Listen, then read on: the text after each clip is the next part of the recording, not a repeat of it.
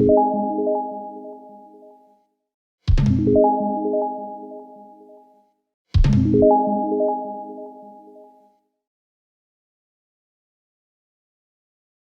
voy a iniciar con el reporte 2 Economía Todoterreno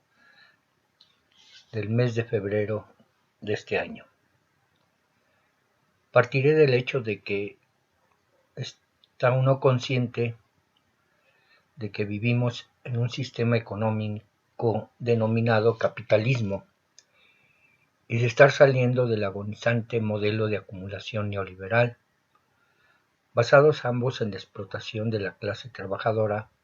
y en el saqueo de los recursos naturales para beneficiar a un pequeño grupo oligárquico que, en contrapartida, ha dejado una gran estela de miseria sobre los pueblos, despojando a los pueblos de los medios de producción,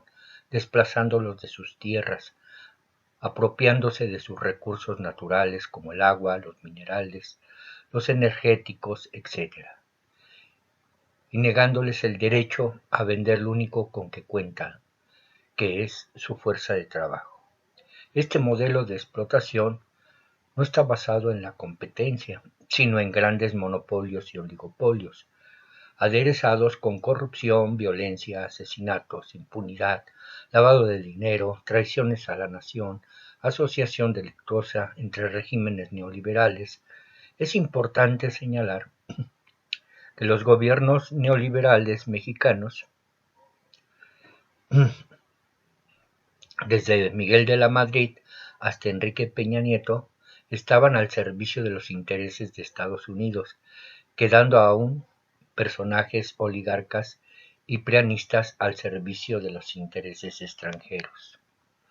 Hoy la política económica del gobierno democrático del presidente Andrés Manuel López Obrador, a diferencia de la política económica de pillaje neoliberal, esta se encuentra diseñada y dirigida a rescatar la soberanía, la independencia y libertad, hacer justicia al pueblo mexicano por todas las atrocidades que los gobiernos neoliberales ejercieron sobre él, beneficiar a la población de las áreas o regiones que por muchas décadas estuvieron abandonadas y marginadas, mediante programas y proyectos de carácter de alto impacto que está realizando la 4 transformación. Lo importante no es solo que crezca la riqueza, sino que se distribuya y que llegue hacia los que menos tienen. Solo así estaremos realmente o entraremos realmente a un proceso de desarrollo. Hoy aún existe y seguirá existiendo grupos opositores que quieren mantener el status quo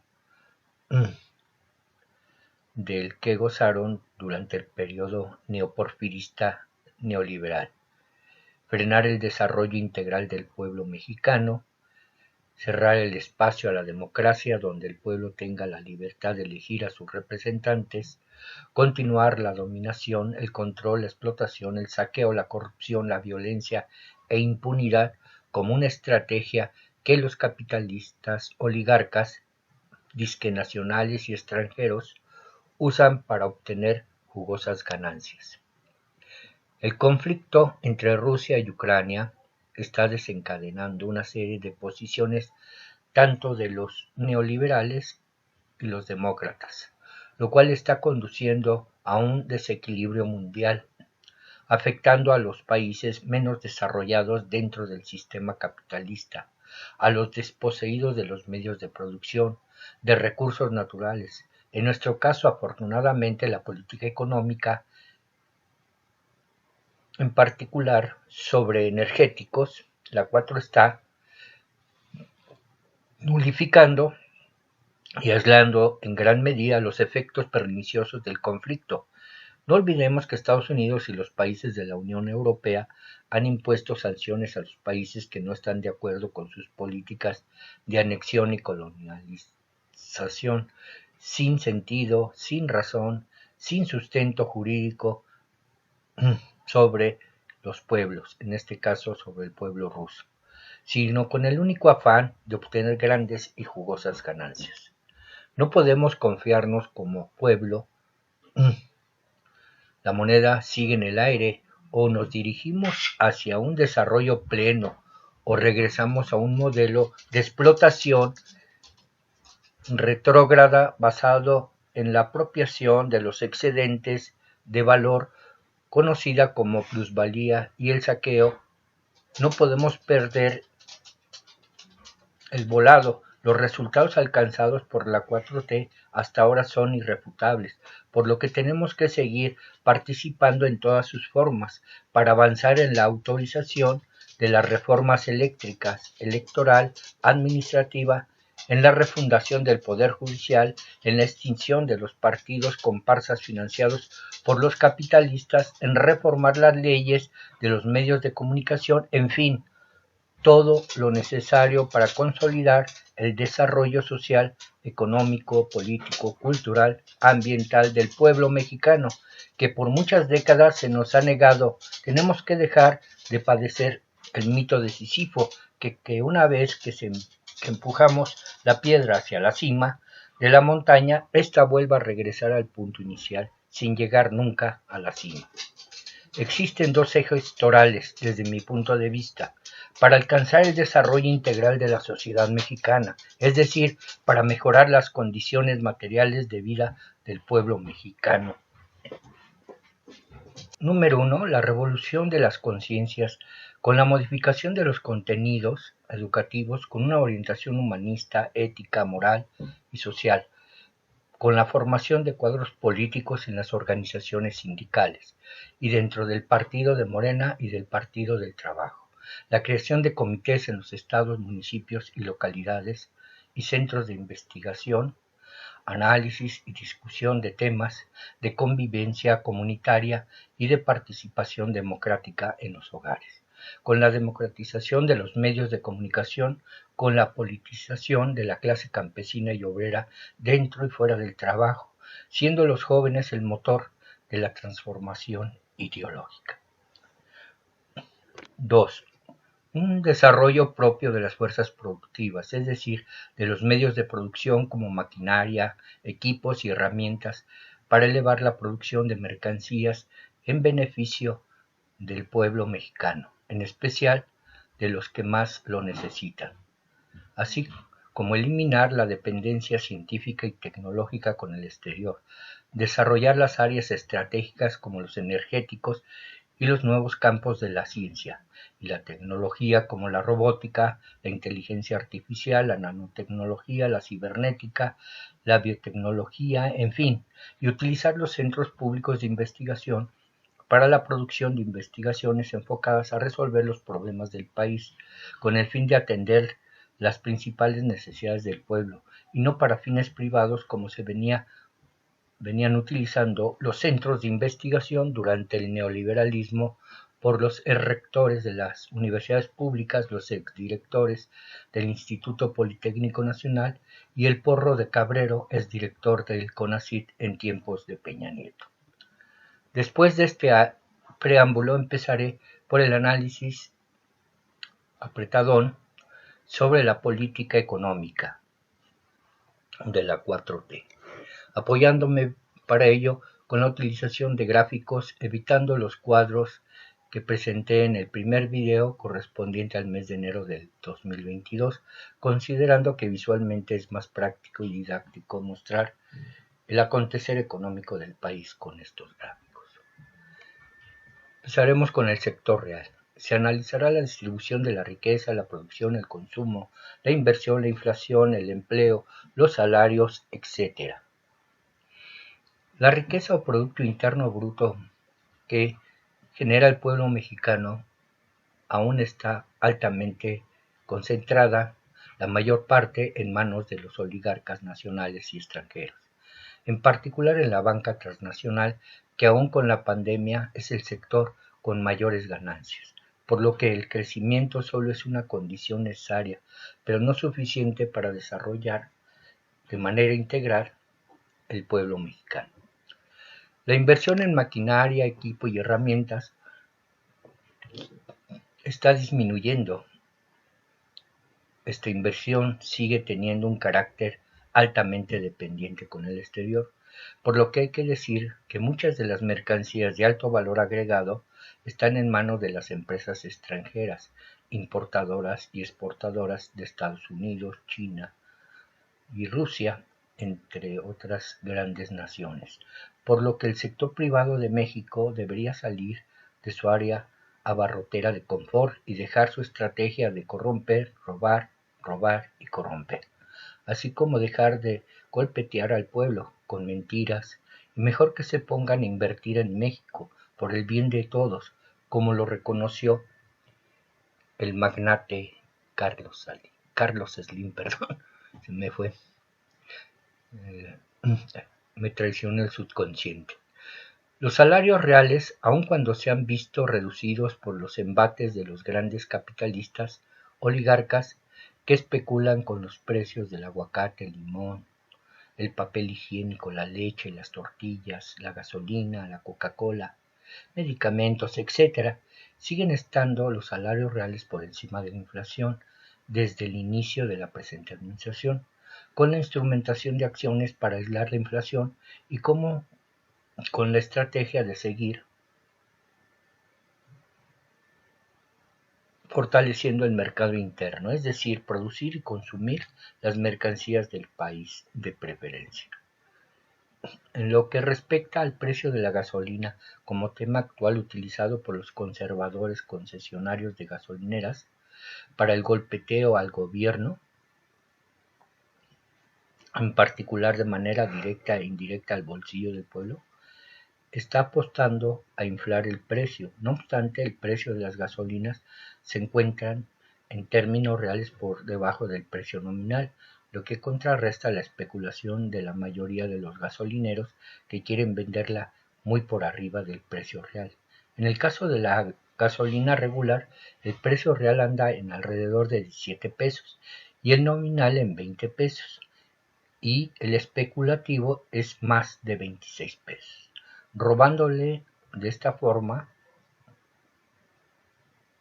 este tipo de concesionarios al pueblo el subsidio que otorga el gobierno vía impuesto a la gasolina para mantenerlo en términos reales. En ese sentido, el gobierno está creando alrededor de 2.000 gasolineras del bienestar como estrategia para contrarrestar el ataque de los miserables conservadores especuladores que quieren lucrar con las necesidades e ingresos del pueblo.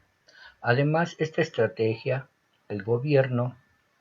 viene reduciendo las importaciones de gasolinas, que al final con la creación de la refinería Olmeca en Dos Bocas, el mantenimiento de obras que habían sido abandonadas durante los casi 40 años de neoliberalismo y la compra de la refinería en Estados Unidos, con ello, la idea es dejar de importar este energético, lo cual facilitará el control de precios y, por qué no, también reducir hasta su precio. El empleo formal e informal. Sigue recuperándose asimismo la reforma para eliminar el trabajo terciario. Es un avance importante en materia laboral. Sin embargo, aún no se resuelve el trabajo precario de los puestos informales, por lo que la estrategia es fortalecer el mercado interno, incentivar la inversión en áreas altamente demandantes de fuerza de trabajo. El salario mínimo ha resistido los embates de los intermediarios, de los grandes comerciantes, empresarios y banqueros. La política antiinflacionaria del gobierno, mediante el control de los energéticos, principalmente, entre otras medidas, ha detenido el alza de los precios. Se espera que durante el año la inflación tienda a seguir disminuyendo y como consecuencia el salario real se recupere al nivel de 1976, cuando se tenía acceso a una canasta básica de 302 artículos y ahora de alrededor de 200 artículos. Bueno, pasaremos al tema de finanzas públicas. El gobierno, si bien está haciendo grandes esfuerzos para distribuir el gasto público hacia quienes más lo necesitan a fin de reducir la pobreza, equilibrar las desigualdades nacionales, regionales, estatales y municipales, así como de destinar recursos para desarrollar principalmente la región sureste con el Tren Maya, el Transísmico, la refinería Olmeca, los caminos rurales y otros proyectos. Sin embargo, estos avances aún no son suficientes, considerando también que pueden aún aumentarse los beneficios sociales si reducimos la deuda pública que los neoliberales contrataron sin tener un reporte hasta el momento de en qué se gastaron o en qué se invirtieron. Hoy cerca de la mitad del presupuesto se destina al pago de su amortización, intereses, comisiones y servicios, en vez de desarrollar el país, lo cual hace que el gobierno recurra al financiamiento interno para dicho pago de la deuda mediante la colocación de certificados de la tesorería conocidos como CETES, entre otros instrumentos en el mercado financiero interno, para contar con recursos y financiar el gasto deficitario, toda vez que los ingresos tributarios y no tributarios son insuficientes. En ese sentido es importante seguir con el programa de austeridad, como en el caso emblemático de Vendedemocracias y presidente del consejero del Instituto Nacional Electoral, Lorenzo Córdoba, el cual está obligado a respetar la Constitución, por lo que debería estar en la cárcel por los serios o serie de delitos cometidos durante su administración, evitar la elusión y evasión fiscal, sobre todo de los oligarcas nacionales y extranjeros, reducir el obeso sector público de los prianistas que llegaron durante esos sexenios neoliberales, que los concesionarios de los recursos naturales paguen lo correspondiente como lo hacen en otros países y que se recuperen todos los recursos públicos que se desviaron con las empresas fantasmas y contratos leoninos a empresas transnacionales. El problema, si bien no es el dinero, sino es los altos niveles de corrupción y delincuencia. Pasaremos ahora al análisis de la política exterior. Esta está orientada a mantener un nivel de reservas importantes para respaldar nuestra moneda e intercambio con el exterior. Además, hoy cuenta con otro respaldo como son los constantes y ascendentes llegadas de remesas familiares de los migrantes. La inversión directa sigue en aumento contra todo pronóstico de los neoliberales. La balanza en cuenta corriente presenta un déficit como resultado de contar con un tipo de cambio apreciado. Sin embargo, aún existe un intercambio desigual, por no decir una alta dependencia con el exterior. Todavía nos dan cuentas de vidrio por oro, plata y petróleo, agua, etc. Por lo que hay que avanzar en una política interna de desarrollo de la ciencia y tecnología que sea propia, que los centros de investigación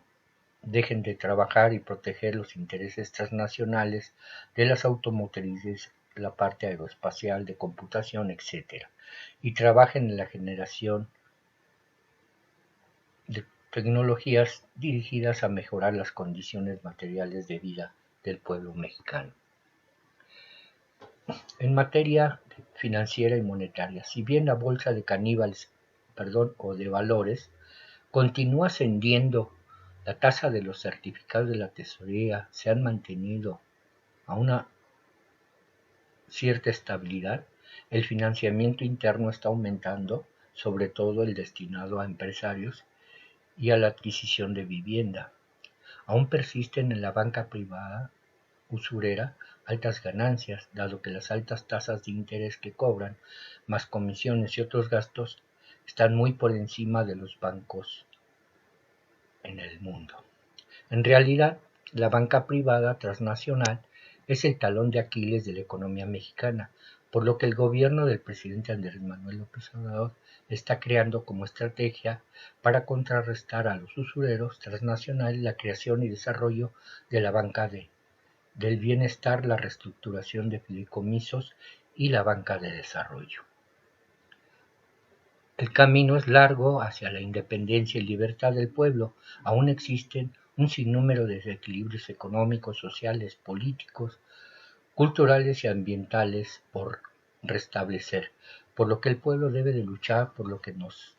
pertenece por el derecho natural y constitucional. Tenemos que poner nuestro granito de arena, informarnos en los medios no chayoteros, apoyar este movimiento de revolución de las conciencias, recuperar nuestra identidad, restablecer la república, volver a tener en nuestras manos la patria que nos ofrecieron en su momento los independientes, los que realizaron la reforma, los revolucionarios y así como los defensores del pueblo como Lázaro Cárdenas. Bueno, con esto me despido, sino antes decirles que les agradezco por llegar al final de este video y como siempre pues agradecer a mi nieto, a mi esposa sobre su apoyo que siempre me brindan y por último señalar algunas de las fuentes donde me nutro para armar las gráficas que produzco. Entre ellos está Banco de México, el INEGI, luego La Jornada, está Google con algunas, en fin, son a grosso modo las fuentes de información. Bueno, no queda más que despedirme. Hasta luego.